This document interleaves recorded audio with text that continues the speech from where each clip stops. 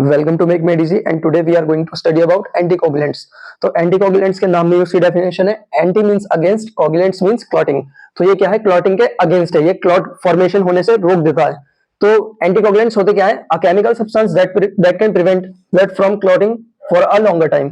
ये chemical substance है जो ब्लड को प्रिवेंट करते हैं क्लॉटिंग होने से फॉर अ लॉन्गर टाइम। इनके दो टाइप्स हैं इनके फंक्शन के बेसिस पे।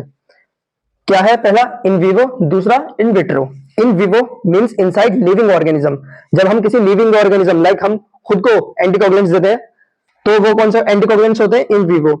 यानी ये एज अ मेडिसिन दिए जाते हैं। जैसे किसी की बॉडी में क्लॉटिंग ज्यादा होती है, क्लॉट फॉर्मेशन हो जाता है, तो उस कंडीशन में हम एंटीकोगुलेंट्स देते हैं ताकि फर्दर और ज्यादा क्लॉटिंग हो ना।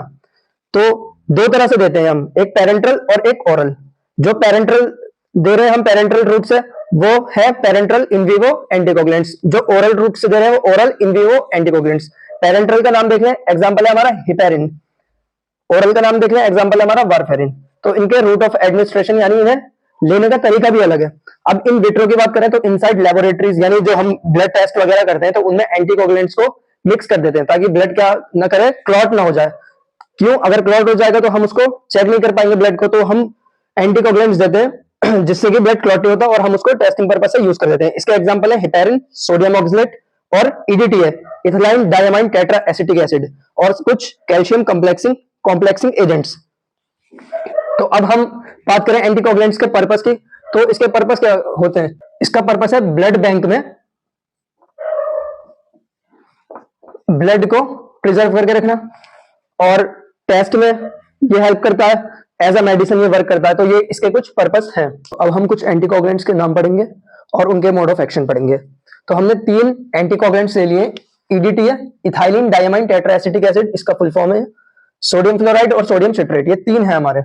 इनका मोड ऑफ एक्शन सेम होता है। ये क्या करते हैं? कैल्शियम आयन को चिलेट कर देते हैं। कैल्शियम आयन एक ऐसा आयन है जो क्लॉटिंग फैक्टर्स को एक्टिवेशन के लिए इनहांस कर देता है।